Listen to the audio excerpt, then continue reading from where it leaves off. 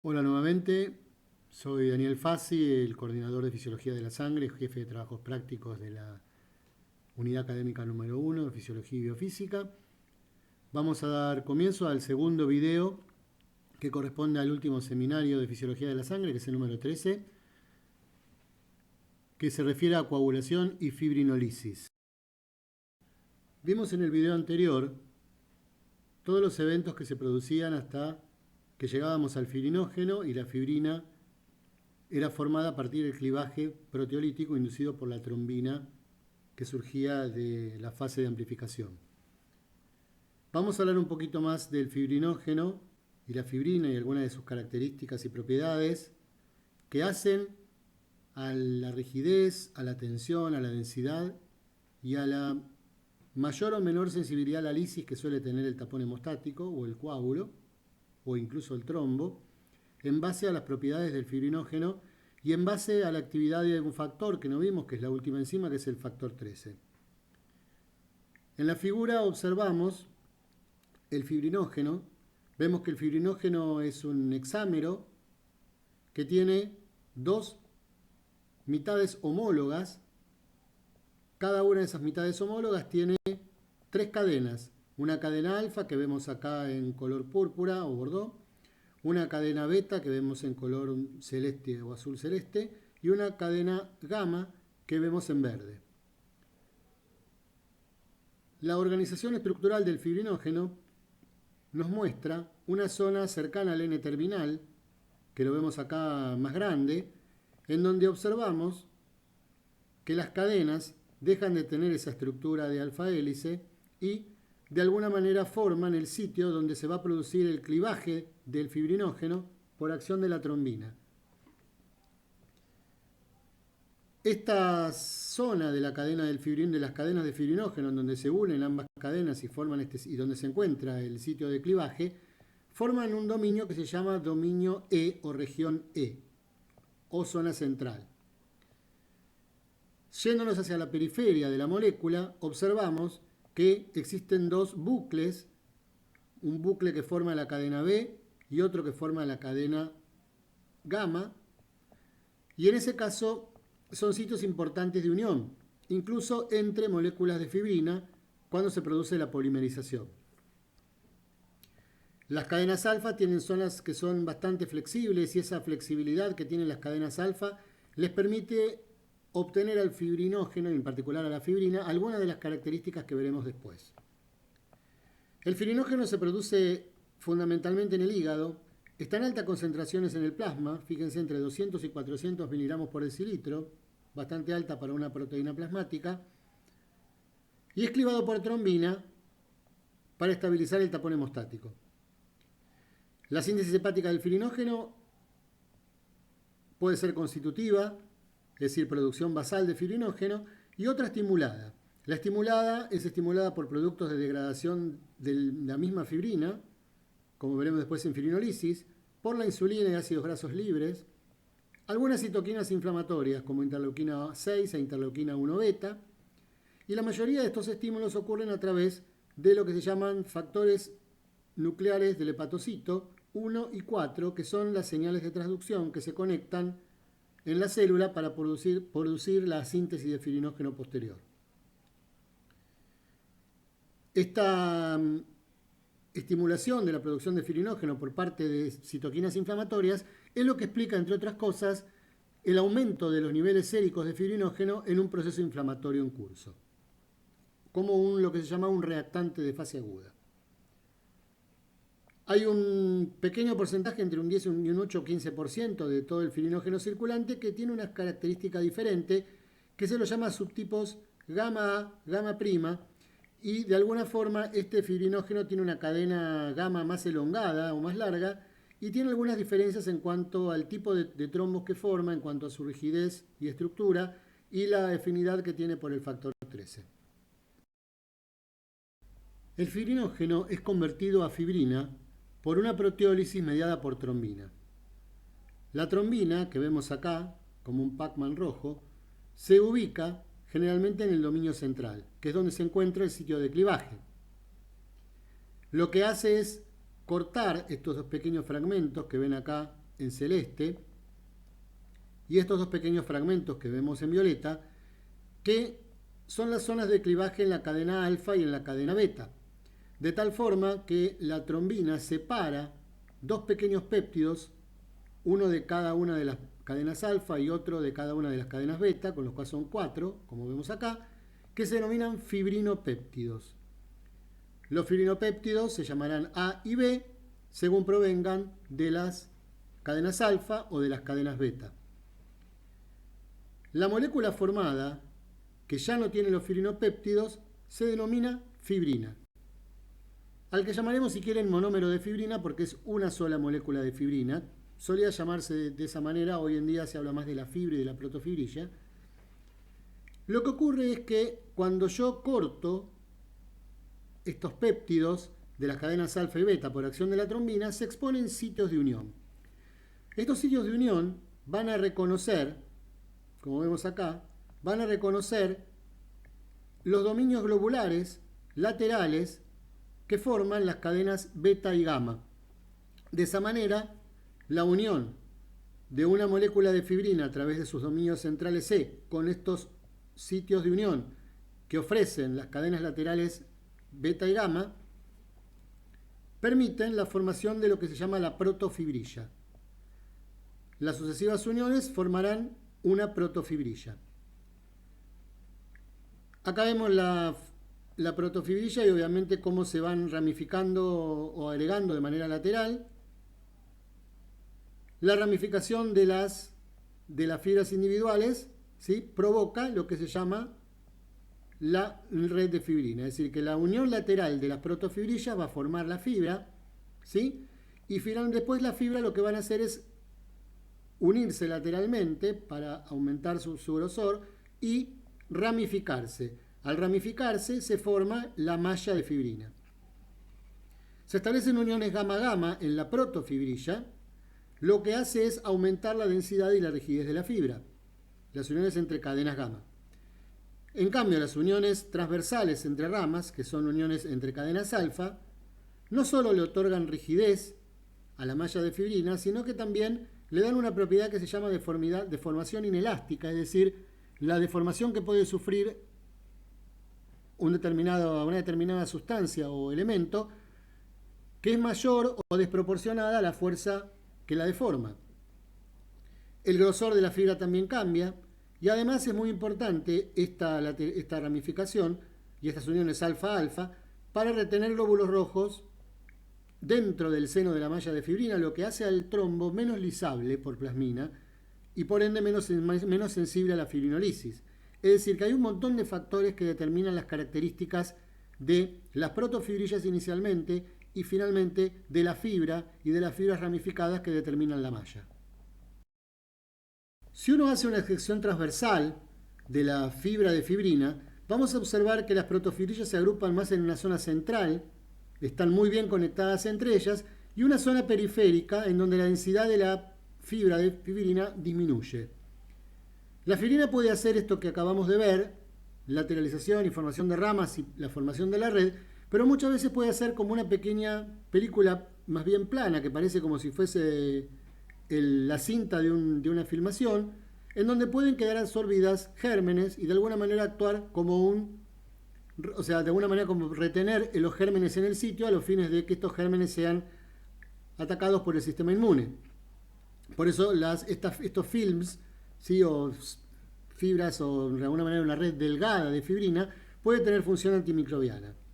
Habíamos dicho que entre un 8 y 15% del fibrinógeno tiene una forma que se llama gamma A, gamma gamma, o gamma prima, perdón, y que tenía algunas propiedades distintas. ¿Por qué? Porque altera la formación del empaquetamiento de la protofibrilla de fibrina y por ende la estructura del coágulo.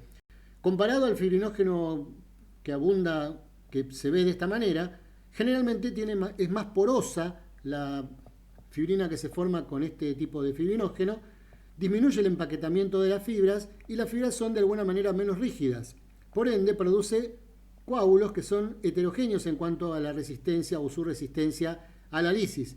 Estas son cosas que se tienen muy en cuenta cuando uno determina la sensibilidad de los trombos a los agentes trombolíticos o fibrinolíticos que uno utiliza en la práctica diaria. ¿Cuál es el rol del factor 13? La única enzima que no es una proteasa. El factor 13 tiene dos cadenas, alfa y beta. En realidad tiene dos cadenas alfa y dos cadenas beta. Las cadenas beta son producidas por el hígado, las alfas son producidas por el megacariocyto. Generalmente tiene dos formas fisiológicas, una plasmática que va unida a la cadena beta del fibrinógeno y una citoplasmática que está dentro de los monocitos macrófagos y también adentro de las plaquetas. Vamos a hablar sobre todo de la plasmática, que es la que nos interesa en la coagulación.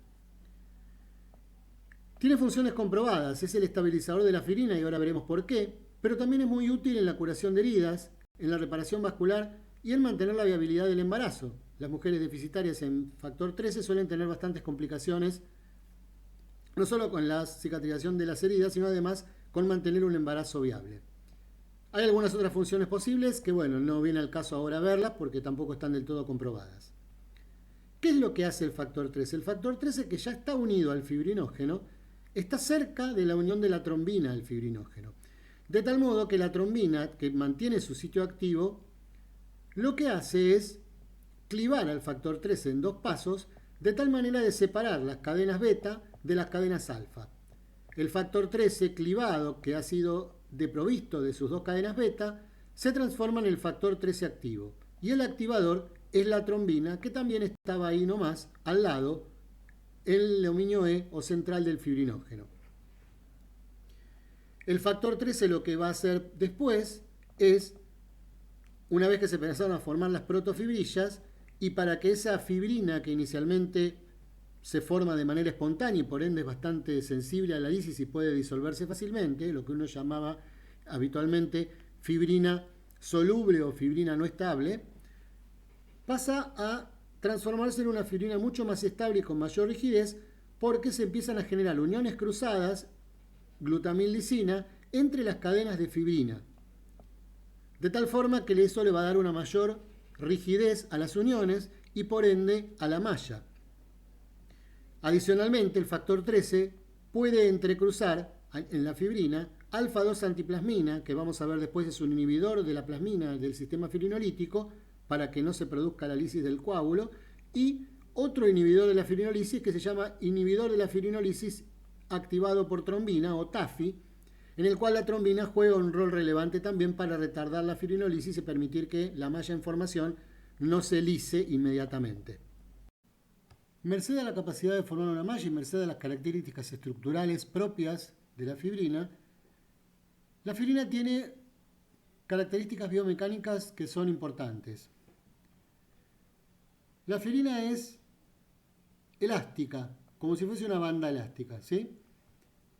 Acá tenemos algunos materiales y lo comparan con la extensibilidad o la capacidad de estirarse de la fibrina y vemos que la fibra de fibrina aislada o separada tiene más de un 330% de extensibilidad en relación a su longitud original. Mientras que la red de fibrina, porque hay otros factores en juego, que tiene que ver con el empaquetamiento y la densidad de las protofibrillas, está entre un 100 y un 200% de capacidad de extensibilidad. Fíjense que el caso del hilo de la araña, de la tela de la araña, es de un 270%. Y otras proteínas biológicas como la elastina de un 150%. O la fibronectina que tiene una elasticidad mucho mayor. Fíjense que hay estructuras como por ejemplo el colágeno y los microtúbulos cuya extensibilidad es muy pobre. La fibrina se endurece en respuesta al shear, es decir, al flujo, a la tensión o a la compresión. Actuando las mismas fuerzas, la posibilidad de deformación que tiene la fibrina y de endurecimiento va a ser mayor a medida que se va entrecruzando o se van formando uniones entrecruzadas por el factor 13. Fíjense en la curva en azul muestra, ante la situación de estrés, qué ocurre con la rigidez de la fibrina. La rigidez de la fibrina va aumentando en la medida en que se producen las uniones entrecruzadas que hace el factor 13. En cambio, en ausencia del factor 13, la fibrina se torna menos rígida y mucho menos, de alguna manera, deformable y por ende mucho más sensible a la lisis o a su ruptura. Además, la fibrina tiene propiedades viscoelásticas, es decir, puede ser tan viscosa como la miel y tan elástica como un resorte. Entonces, ¿de qué depende cada una de las propiedades? La viscosidad de la fibrina aparentemente resulta del desplazamiento de las protofibrillas bajo fuerza, ¿sí? Sobre todo con flujos que van paralelos a la protofibrilla o a la fibra de fibrina. De alguna forma ese movimiento entre cadenas laterales o paralelas va generando nuevas uniones que las reposicionan y de alguna manera al reposicionarse toman una nueva estructura que es mucho más rígida y logran una deformación irreversible sin un daño estructural. Por otro lado, como vimos en la fibrina tenía zonas que tenían elasticidad, la elongación reversible de estructuras alfa hélice que se transforman en estructuras beta plegadas y el desenvolvimiento de la cadena gamma a nivel del C terminal son lo que determinan que la fibrina se torne elástica. Esto significa, puede extenderse, alargarse, estirarse, como pasa como vimos en la extensibilidad, y después de que desaparece el estímulo, volver a su situación original. Las propiedades mecánicas del trombo, entonces, se van a originar por una serie de factores que de alguna manera están dados sobre todo por las propiedades de cada fibra en particular. La orientación que tiene esta fibra, la capacidad de estiramiento, de unión y de empaquetamiento, entre otros. Las interacciones de la fibrina y del fibrinógeno con algunas células median fenómenos que tienen que ver con la hemostasia, la trombosis y las respuestas inflamatorias.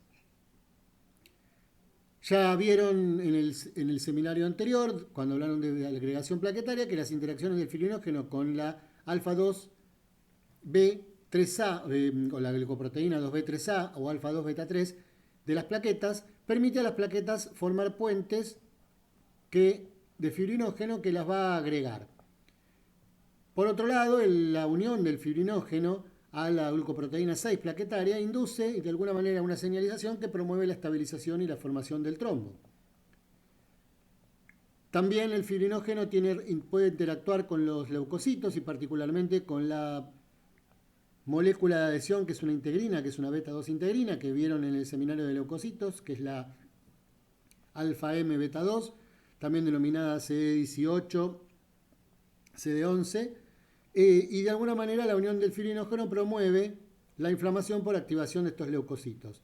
Las interacciones con los glóbulos rojos le permiten afectar también la viscosidad de la sangre y la tasa de sedimentación globular. Cuando viene la eritrosedimentación, recuerdan que la fibrina es una de las aglomerinas, es decir, una de las proteínas que es capaz de aglomerar glóbulos rojos y hacerlos precipitar más rápido y por ende acelerar la velocidad de eritrosedimentación cuando hay un aumento del fibrinógeno denominado hiperfibrinogenemia, como ocurre, por ejemplo, en los procesos inflamatorios. Es una de las razones por las que los procesos inflamatorios cursan con eritroacelerada. El fibrinógeno también puede interactuar con células endoteliales, con integrinas de células endoteliales, y una posibilidad es que este fibrinógeno lo que hace o la acción de este fibrinógeno sea anclar al trombo a la pared vascular.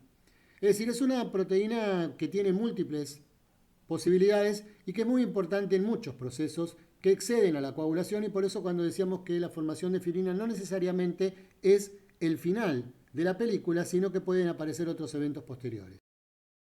Sistema contacto. Al principio del video dimos algunos conceptos previos y dijimos que el sistema contacto había sido muy dejado de lado y prácticamente olvidado por los especialistas en hemostasia y trombosis, básicamente porque no le veían un rol relevante, sobre todo porque el factor 2C no intervenía tan directamente en la coagulación sanguínea fisiológica y sí intervenía en otros procesos. Pero hoy se sabe que el sistema de contacto juega un rol muy importante cuando la coagulación se activa en respuesta a estímulos inflamatorios. El concepto de inmunotrombosis está muy de moda. Y además también juega un rol importante cuando la coagulación se debe activar por el contacto de la sangre con superficies artificiales, como por ejemplo prótesis o catéteres endovasculares que afectan o que modifican la estructura habitual del endotelio. El sistema de contacto es un grupo de proteínas plasmáticas que responden a la presencia de sustancias patofisiológicas y patógenos invasores. Se activan por contacto, y por eso el nombre, con superficies artificiales cargadas negativamente, como las que acabamos de nombrar, y disparan la coagulación en una serie de reacciones inflamatorias acopladas que pueden llegar a ser muy importantes y a veces bastante dañinas en un individuo. Ahora que estamos con el tema de la pandemia del COVID, probablemente parte de las reacciones inflamatorias encadenadas con las alteraciones de la coagulación sean un detalle importante en aquellos pacientes más severos o que mueren por la patología. ¿Cuáles son los componentes del sistema de contacto? El sistema de contacto está formado por 3 serinoproteasas que no son K-dependientes. El factor 12, que ya lo nombramos en los factores de coagulación, el factor 11, que es activado por el 12, y otro que se denomina precalicreína. Existen además cofactor no enzimático que se denomina quininógenos, de los cuales tenemos 2 formas, de bajo y de alto peso molecular. ¿Cómo se produce la activación del sistema de contacto acoplado al sistema de calicreínas quininas y cuáles serían sus principales funciones fisiológicas?